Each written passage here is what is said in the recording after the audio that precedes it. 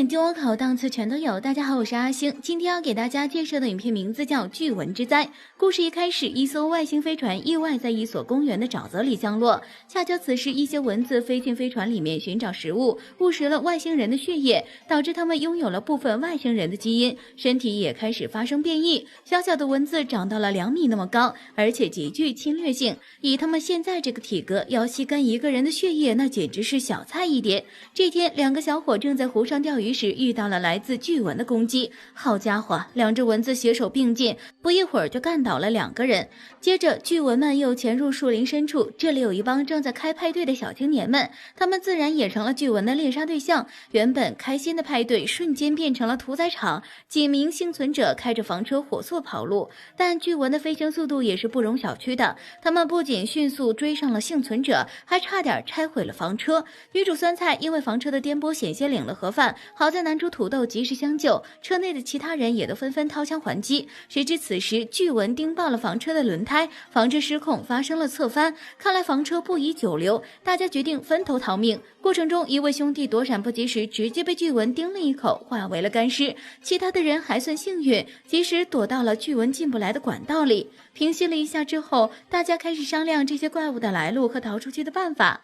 第二天，众人从管道里爬出来，本想用探测仪寻找巨蚊的下落，结果意外在林中发现了一间小屋，反正也没有地方落脚，大家决定先在这里休整一晚。晚上睡觉之前，他们用木板钉死门窗，防止巨蚊破窗而入，但巨蚊的力量远远比他们想的要大。到了晚上，他们还是破窗而入，闯了进来。无奈之下，大家只好抄起手头仅有的工具与巨蚊搏斗。土豆拿起大喷将其打飞，一个大叔举起电锯要将巨蚊们砍成粉末，酸菜也打开煤气灶烧死了一只巨蚊。在大家的不懈努力下，他们有惊无险地杀死了闯入屋内的巨蚊。然而之后的事情更让人难以置信，就在这座房间的地下室里，他们竟然发现了大量的虫卵，也就是说只要消灭了这些虫卵，就可以一举消灭所有巨蚊。但问题是该如何消灭巨蚊虫卵而自己又完好的跑出去呢？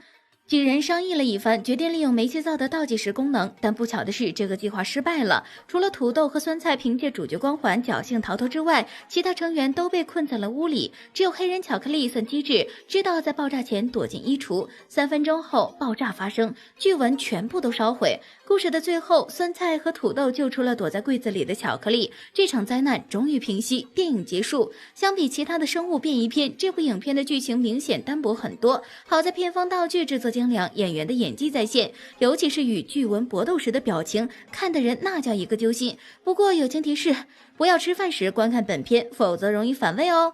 好了，以上就是本期阿星谈电影，下期节目同样精彩，小伙伴们千万不要错过哦。